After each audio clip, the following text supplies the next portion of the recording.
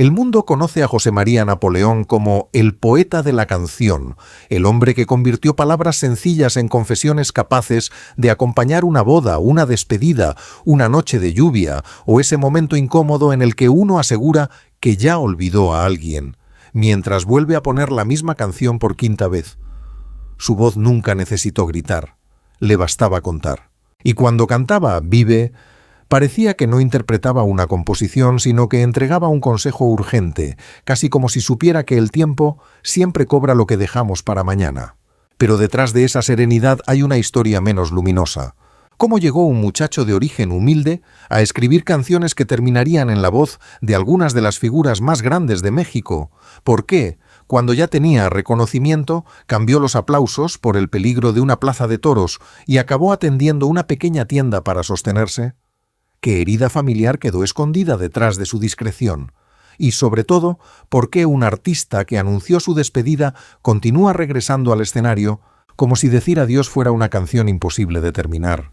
A los 77 años, José María Napoleón no es el protagonista de una tragedia reciente inventada para conseguir titulares. No existe una prueba seria de esa supuesta desgracia definitiva que algunos videos sensacionalistas anuncian con música fúnebre y letras enormes. Su historia es más compleja y quizá por eso más humana. La verdadera herida no se encuentra en un único golpe, sino en todo lo que tuvo que perder, abandonar y reconstruir para llegar a cantar con esa calma.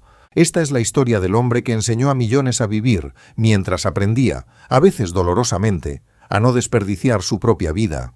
José María Napoleón Ruiz Narváez nació el 18 de agosto de 1948 en Aguascalientes, México. Con el paso de las décadas, su nombre quedó unido a canciones como Vive, Pajarillo, Hombre, Después de tanto, Eres, 30 años y Ella se llamaba. También escribió piezas que otros intérpretes hicieron inolvidables, especialmente José José, cuya voz llevó a otra dimensión temas como Lo que no fue no será, Mientras llueve y ¿para qué? A Napoleón se le llamó poeta no porque utilizara palabras imposibles, sino por hacer exactamente lo contrario, tomar palabras que todos conocíamos y colocarlas en el sitio donde más dolían. En su mejor época no parecía representar el estereotipo del ídolo inalcanzable. No necesitaba una actitud desafiante ni una vida pública cubierta de extravagancias. Sobre el escenario aparecía elegante, contenido, con el gesto de quien está a punto de contar algo personal, aunque hubiera miles de personas frente a él. Esa cercanía fue parte de su fuerza. El público no sentía que Napoleón cantaba desde un pedestal, sentía que se había sentado al otro lado de la mesa. Sus canciones hablaban de hombres que dudaban, que perdían, que recordaban demasiado y que a veces llegaban tarde. En una época en la que muchos intérpretes masculinos preferían mostrarse invulnerables, él se permitió cantar desde la fragilidad. Por eso sus letras envejecieron mejor que muchos peinados de los años 70, lo cual, seamos honestos, tampoco era una competencia sencilla. Mientras cambiaban las modas, seguía existiendo alguien que necesitaba decir «te extraño», «me equivoqué» o «lo nuestro ya no será». El éxito también amplió su presencia, grabó numerosos discos, apareció en cine y televisión e incluso actuó en telenovelas. Sin embargo, su territorio natural continuó siendo la canción. Allí podía ocultarse y revelarse al mismo tiempo. Cada composición era una máscara transparente. El público veía emociones verdaderas, pero no siempre sabía cuánto pertenecía al autor, cuánto a una historia observada y cuánto a esa habilidad misteriosa que tienen los grandes compositores para sentir en nombre de otros. Con los años, su repertorio dejó de pertenecer únicamente a una generación. Padres e hijos comenzaron a compartirlo. Después llegaron los nietos. Vive dejó de ser solo una canción popular para convertirse en una especie de consejo familiar que aparece en graduaciones, homenajes, funerales, cumpleaños y conversaciones donde alguien intenta recordar que todavía está a tiempo. Pero cuanto más querido fue Napoleón, más tuvo que aprender a proteger las partes vulnerables de su vida. Porque el público suele pedir honestidad absoluta en las canciones, aunque rara vez comprende el precio de vivir con el corazón expuesto. Antes de los grandes teatros hubo una casa modesta en Aguascalientes. Antes de los trajes, las orquestas y los reconocimientos, hubo escasez. Napoleón Ha contado que su madre lavaba ropa ajena para ayudar con los gastos y que en casa se aprendía a estirar lo poco que había. No fue una pobreza decorativa, de esas que con los años se convierten en una anécdota simpática para entrevistas. Fue una realidad que enseñó disciplina, vergüenza, gratitud y una necesidad casi física de cambiar el destino de la familia. La figura de su madre aparece en el origen emocional de Vive. Según la historia que él mismo ha relatado, regresó un día a casa preocupado por no poder mejorar la situación de sus padres. Vio las paredes deterioradas, los muebles gastados y el trabajo acumulado de su madre. Cuando agradeció la comida, ella le recordó que había que agradecer mientras se estaba vivo, no cuando ya fuera demasiado tarde. La frase se quedó flotando en la habitación. Napoleón pidió algo para escribir y convirtió aquel momento doméstico en una de las canciones más conocidas de la música mexicana. Es importante detenerse aquí, porque ese episodio explica mucho más que el nacimiento de un éxito. Para Napoleón, escribir no comenzó como una estrategia de mercado, comenzó como una respuesta. La vida le mostraba algo, y él necesitaba contestarle con palabras. A veces era la pobreza, otras veces el amor, la culpa, la ausencia o el paso del tiempo. Ese mecanismo lo acompañaría siempre. Primero la herida, luego la canción. De joven hizo distintos trabajos para salir adelante. Se ha hablado de oficios como mecánico, panadero, carpintero y empleado de farmacia, experiencias muy alejadas de la imagen romántica que después tendría. Pero quizá allí se formó su lenguaje. No escribía desde un salón aislado del mundo, escribía después de conocer el cansancio, los salarios pequeños, las manos sucias y la sensación de que el sueño artístico era un lujo que uno debía defender sin dejar de pagar la comida. En 1966 se trasladó a la Ciudad de México. Tenía ambición, canciones y poca seguridad de que alguien quisiera escucharlas. Llegar a la capital no significó entrar directamente a un estudio, significó caminar, insistir, recibir negativas y aprender que la industria musical podía ser menos poética que sus canciones. El joven que imaginaba escenarios se encontró con oficinas, productores, contratos y puertas cerradas. Pero ya llevaba dentro una resistencia nacida en Aguascalientes. Cuando uno ha visto a su madre trabajar para que alcance la sopa, un no de una compañía discográfica puede doler, aunque difícilmente basta para hacerlo regresar. Su primera etapa discográfica no fue un triunfo inmediato. En 1970 apareció un material conocido como El Grillo. El nombre no lo convirtió todavía en estrella, y el camino siguió lleno de irregularidades. Durante un tiempo, Napoleón estuvo cerca de la música sin ocupar aún el lugar que imaginaba. Esa espera pudo haberlo endurecido. En cambio, afinó su manera de observar. Aprendió que una canción no siempre abre la puerta a la primera, pero puede quedarse esperando debajo de ella. La puerta del destino comenzó a abrirse de verdad a mediados de los años 70. Llegaron discos, canciones que conectaron con el público y una identidad cada vez más clara. Después de tanto, Vive y Pajarillo no sonaban como productos fabricados para una temporada. Sonaban a experiencias reconocibles. Napoleón hablaba del amor sin cubrirlo de azúcar. Sabía que querer también implica desgaste, orgullo, pérdida y memoria. En 1977 ocurrió uno de esos episodios que resumen una carrera entera. Con Hombre ganó la selección mexicana para representar al país en el Festival OTI. Era una consagración. El muchacho que había llegado con dudas ahora llevaba una canción propia ante una audiencia internacional. Sin embargo, en la competencia terminó en el último lugar. La victoria nacional y la derrota internacional quedaron unidas, como si el destino quisiera recordarle en una misma escena que el aplauso y el silencio pueden vivir a pocos minutos de distancia. Para otro artista, aquel resultado habría sido una humillación difícil de superar. Para Napoleón se convirtió en una paradoja. Perdió el festival, pero la canción sobrevivió. Hombre continuó creciendo y su carrera no quedó definida por una tabla de puntuaciones. Esa es una de las ironías más hermosas de la música. Los jurados deciden una noche, el público decide durante décadas, y el público decidió conservarlo. Después vinieron años de enorme exposición. Sus composiciones viajaron en otras voces. José José, uno de los intérpretes más admirados de América Latina, encontró en las letras de Napoleón un material perfecto para su intensidad. Lo que no fue, no será, parecía escrita para una voz capaz de convertir la dignidad herida en elegancia. Mientras llueve, y para qué, también ampliaron la huella del compositor. Napoleón ya no era solamente el hombre frente al micrófono, era una presencia invisible en la carrera de otros. También llegaron el cine y la televisión. Participó en producciones como Los Triunfadores y en telenovelas, entre ellas Al Rojo Vivo, donde interpretó a un mecánico, un papel curiosamente cercano a uno de los oficios de su juventud. Era como si la pantalla le devolviera, con maquillaje y cámaras, una versión del hombre que había sido antes de la fama. Todo parecía avanzar.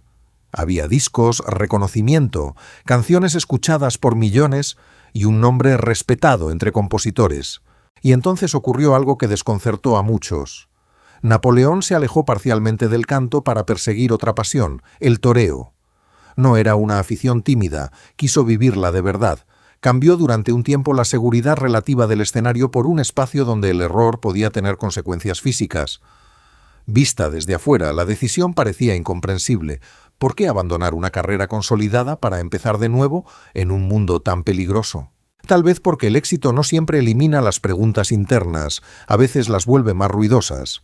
Napoleón había alcanzado lo que tantos desean, pero todavía necesitaba comprobar algo sobre sí mismo. En los toros encontró riesgo, disciplina y una clase distinta de verdad. Allí no importaban las ventas de discos ni las críticas favorables. Frente al animal no había reputación que pudiera protegerlo. El problema fue que los sueños también presentan facturas. Su alejamiento de la música tuvo consecuencias profesionales y económicas. Cuando dejó los toros y quiso recuperar su lugar, descubrió que la industria no esperaba pacientemente. Hubo puertas cerradas, menos trabajo y dificultades de dinero. El hombre que había escuchado ovaciones terminó abriendo una tienda de abarrotes y atendiendo detrás del mostrador para sostenerse. La escena es poderosa porque rompe la idea fácil del artista famoso. Imaginemos a un cliente entrando por azúcar, pan o refrescos y encontrándose con el autor de canciones que sonaban en la radio. No era una estrategia publicitaria ni una experiencia excéntrica, era supervivencia. Napoleón tuvo que aceptar que el prestigio no siempre paga las cuentas y que un nombre conocido puede atravesar temporadas de abandono. Ese periodo fue uno de los verdaderos precios de su éxito. La fama le había mostrado una vida amplia y después le recordó que podía retirarla. Perder visibilidad no significa únicamente vender menos discos, significa preguntarse si el talento desapareció, si el público olvidó, si la decisión equivocada destruyó lo construido. Significa mirar hacia atrás y calcular, inútilmente, qué habría ocurrido al elegir otro camino.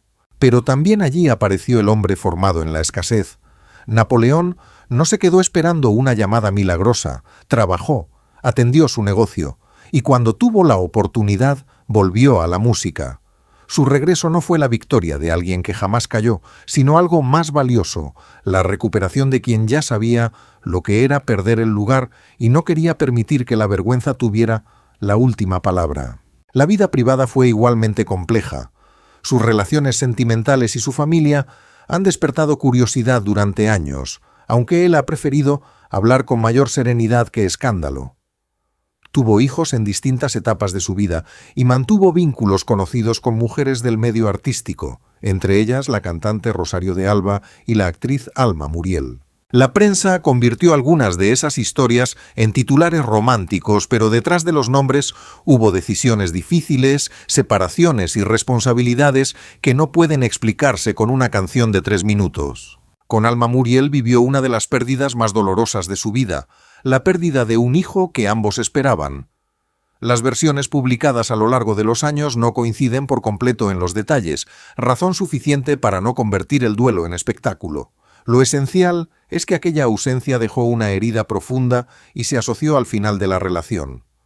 Cuando dos personas pierden un futuro que ya habían comenzado a imaginar, no siempre saben cómo consolarse. A veces se abrazan, otras veces el dolor las coloca en orillas distintas. Napoleón no construyó su imagen pública alrededor de esa tragedia, no la utilizó como explicación para cada canción ni como herramienta para reclamar compasión. Ese silencio puede parecer distancia, pero también puede ser una forma de respeto. Hay pérdidas que se narran y otras que apenas se pueden cargar. El hecho de que un compositor sepa escribir sobre el dolor no significa que pueda explicar todos sus dolores.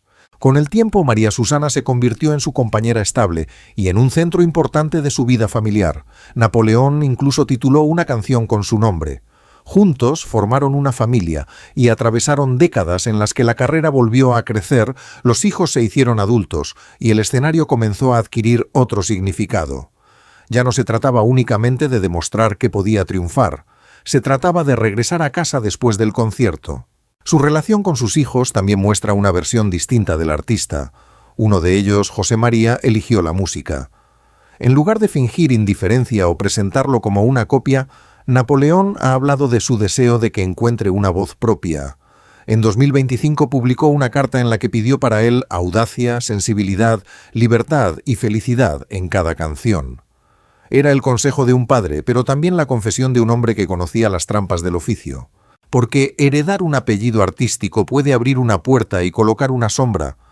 El hijo recibe atención, pero también comparaciones. Napoleón parece comprenderlo. Quizá por eso su mensaje no fue «sé como yo», sino «encuentra tu espacio». Hay una generosidad especial en ese gesto. Después de luchar tanto por ser escuchado, aceptar que la siguiente generación necesita cantar de otra manera. La pregunta más repetida en los últimos años ha sido otra. ¿Por qué se despide y continúa cantando? En 2022 anunció una gira de despedida después de más de medio siglo de trayectoria. Explicó que quería retirarse mientras todavía pudiera hacerlo bien en lugar de esperar a que el cuerpo o la voz tomaran la decisión por él. La frase parecía definitiva, sin embargo la despedida se extendió. Llegaron más conciertos, presentaciones sinfónicas y nuevas fechas, incluso una prolongación del recorrido por Estados Unidos durante 2026. Para algunos esto puede parecer una contradicción. El público conoce esas despedidas artísticas que duran más que ciertas carreras completas, pero en el caso de Napoleón hay algo más profundo que una estrategia. Dejar un escenario después de 50 años no se parece a renunciar a un empleo un viernes y comenzar otro el lunes. El escenario organizó su tiempo, su identidad, sus amistades, sus viajes y la relación con el público. ¿Cómo se abandona de golpe el lugar donde uno aprendió a existir? Además, el público siguió pidiendo fechas. Las canciones que él pensaba despedir continuaron llamándolo. El formato sinfónico de Vive por siempre mostró que su repertorio podía adquirir otra dimensión, mientras la gira Hasta siempre siguió sumando encuentros. Cada concierto era anunciado como uno de los últimos, y quizá lo era para esa ciudad, para ese teatro, para ese grupo de personas. Una despedida no siempre es un único instante. A veces es una larga serie de últimas veces. No hay que confundir esa dificultad para irse con una tragedia médica no confirmada. Napoleón no ha presentado su retiro como consecuencia de una enfermedad terminal. Su explicación pública ha sido más sencilla y más consciente. Irse pudiendo todavía cantar. Esa decisión contiene una forma de valentía. Los artistas suelen ser empujados a permanecer hasta que el público note el cansancio. Él quiere conservar la dignidad del oficio y el recuerdo de una voz que todavía puede contar su historia. Sin embargo, también existe miedo. No hace falta que lo confiese para comprenderlo. Cuando desaparecen las luces, queda un silencio distinto al de la casa. Durante décadas, Napoleón escuchó a miles de personas cantar frases que primero estuvieron solas en una hoja. Renunciar a eso debe sentirse como despedirse de una parte del cuerpo. Tal vez por eso vuelve. No porque el anuncio haya sido falso, sino porque el corazón tarda más que el calendario en aceptar ciertos finales. La verdad detrás de su despedida, como suele ocurrir, no es tan simple como se cuenta. No es únicamente retiro ni únicamente regreso. Es gratitud, resistencia, costumbre, responsabilidad y miedo a cerrar una puerta que costó toda una vida abrir. También es una negociación con el tiempo. El joven que escribió Vive, porque su madre le recordó que mañana podía ser tarde, es ahora un hombre de 77 años preguntándose cuántos escenarios todavía puede disfrutar sin traicionar la promesa de irse a tiempo. Hoy Napoleón pertenece a esa categoría de artistas que ya no necesitan un éxito reciente para justificar su presencia. Su obra circula por memoria propia. Las canciones aparecen en plataformas digitales, programas de nostalgia, conciertos familiares y versiones de músicos más jóvenes. El álbum de duetos que publicó en 2016 alcanzó un importante éxito de ventas en México y lo conectó con nuevas generaciones. En lugar de quedar congelado como una figura del pasado, aceptó compartir sus canciones con voces distintas. En 2025 presentó una etapa sinfónica y en 2026 su gira de despedida por Estados Unidos continuó con nuevas fechas debido a la demanda. Es una imagen curiosa, un hombre intentando cerrar el telón mientras el público sigue llegando. Pero quizá esa sea la recompensa después de tantos años de incertidumbre. Aquel muchacho que no sabía si alguien escucharía sus canciones, ahora debe aprender a decirle adiós a personas que no quieren dejar de escucharlas. Su edad se nota, naturalmente. No en el sentido cruel con el que a veces se juzga a los artistas mayores, sino en la manera en que cada palabra carga más historia. Cuando canta sobre el tiempo, ya no es una idea. Cuando habla de pérdidas, ya no es una posibilidad. Cuando dice que hay que vivir mientras se pueda, la canción cambia de peso.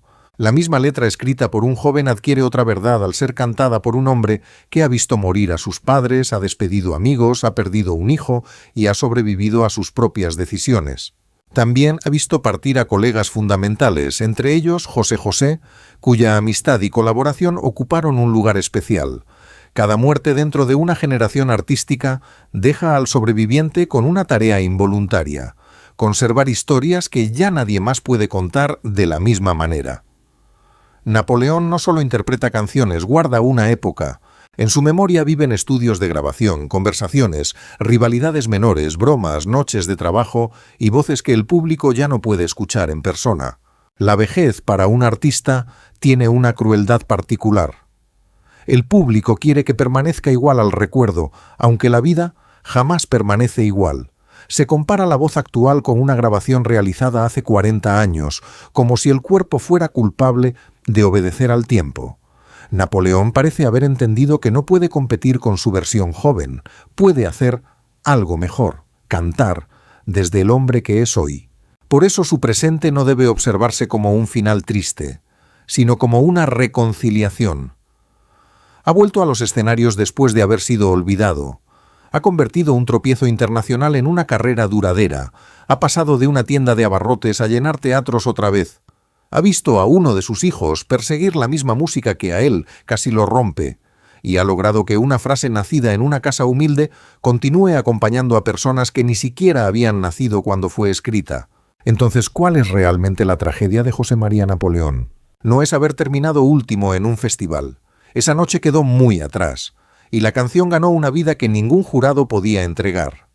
No es haber atendido una tienda después de conocer la fama, porque allí demostró que el trabajo digno vale más que una apariencia de éxito. Tampoco es anunciar una despedida y regresar, porque algunos amores necesitan varias puertas cerrándose antes de aceptar el silencio. La tragedia más profunda está en la contradicción que atravesó su vida. Escribió canciones para que otros aprovecharan el tiempo, pero tuvo que entregar enormes partes del suyo a la lucha, a la ambición, a decisiones arriesgadas y a reconstrucciones dolorosas.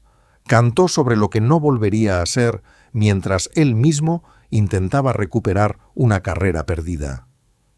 Enseñó a agradecer la vida después de conocer la escasez, y habló del amor con una delicadeza nacida, en parte, de saber que no todos los vínculos sobreviven y que algunos hijos permanecen únicamente en la memoria. Sin embargo, llamarlo solo trágico sería injusto. Napoleón también es una historia de persistencia. La tragedia no lo define, revela el costo de su serenidad.